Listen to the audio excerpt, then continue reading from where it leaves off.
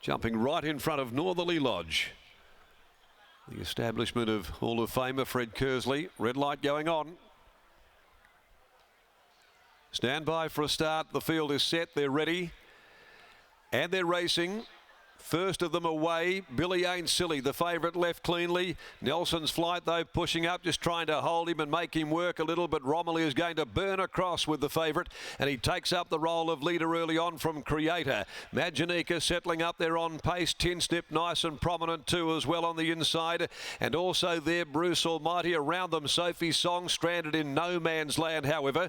Further back behind them, Nelson's Flight dropped off the pace after jumping well. Around the outside, going forward, War God between horses. Rock on Tommy, they've really slowed up.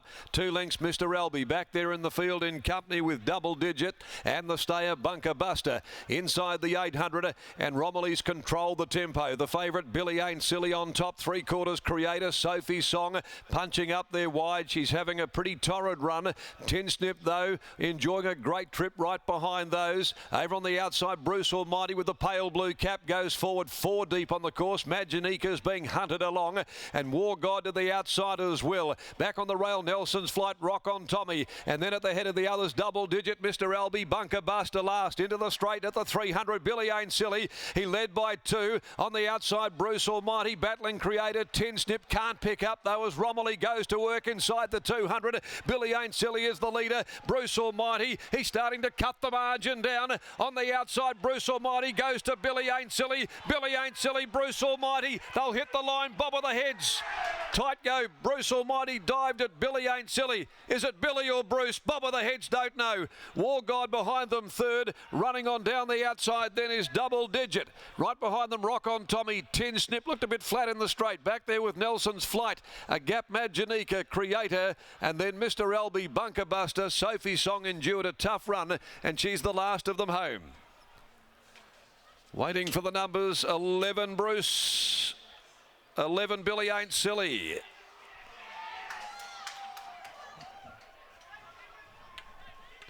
Waiting for the numbers. I don't think they're necessarily the numbers on the screen.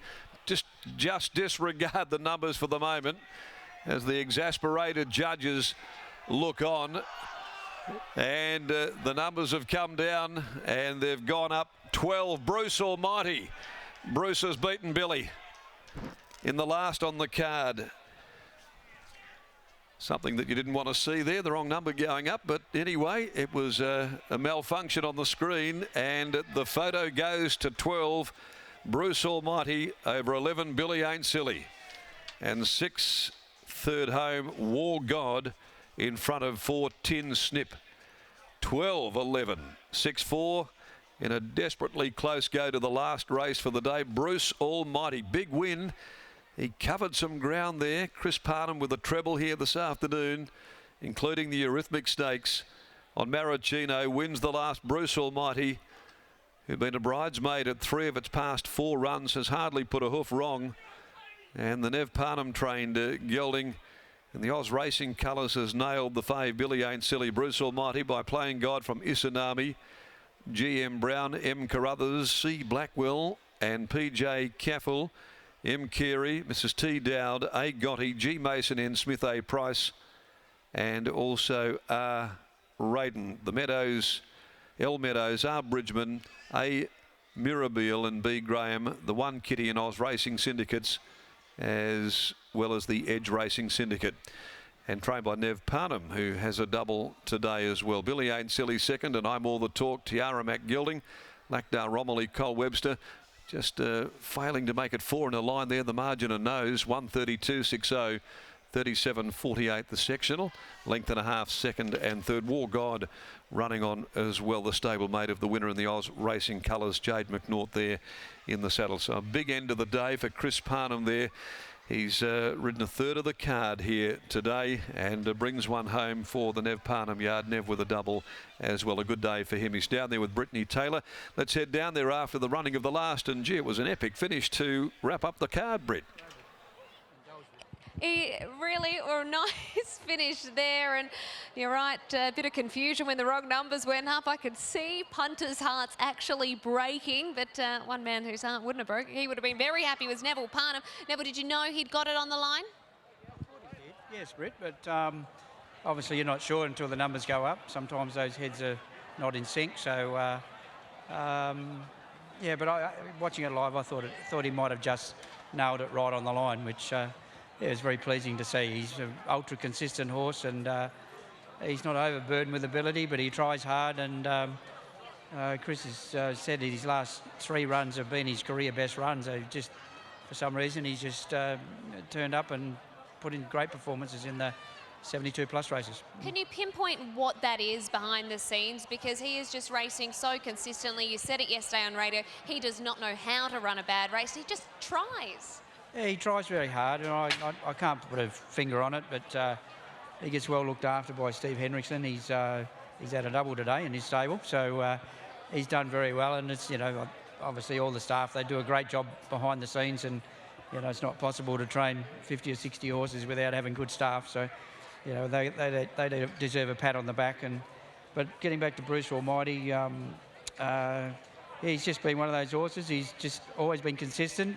Probably lacked a little bit early days, but he's certainly hit his straps now. And Chris rode him, I thought, really well, given the awkward gate. He's actually, I thought he actually got a good run in the 3 wide line to suit that horse. Following Sophie's Song, who you knew was going to bring it into the straight, and he decided to come out and before he got sort of covered up, and gave him plenty of air to breathe, and he went on with it. You've mentioned in the past you don't feel like he's a horse that carries large weights. Has that been a key here, going up in grade but being able to come down to just the minimum? Quite possible. He did carry a bit of weight and win one day, but in moderate company. He was nominated for 2 races today, the Platinum Series and this race, and he had 60 or 61 in the other race. And I thought about it, but after talking with Chris, we decided to go with this and with a lighter weight. And even though the gate was a bit awkward for him, but yeah, we got the money, and I'm very proud of him. Well, you definitely pulled the right rein, and then you had the 3rd place getter as well. Well done. Yeah, he went well, and yeah, I think Chris is he's riding in such great form. He rode 4 today, he rode 3 yesterday. He's just he's on fire, and he's right in the zone. So yeah, I think he would had a big a part to play in the finish. And he brought up, obviously, victory 100 for the metro area this week on Wednesday. You must just be so proud as a father. Absolutely, he's had a great season, and yeah, I just don't know where he can finish up. He's still improving as a jockey. It's crazy to think. Well done, Neville. Thank you. Neville Parnham doing well, not only with the stable of horses, but the siring of the champion son as well, in Chris Parnham, who brings up a winner in the last event of the day, wrapping up what has been a brilliant day for him in the saddle. Brilliant couple days, actually. 12, 11, 6 and 4, the numbers from the final event here at Ascot. Thanks for your company today on Sky Thoroughbred Central, and we'll catch you again during the week.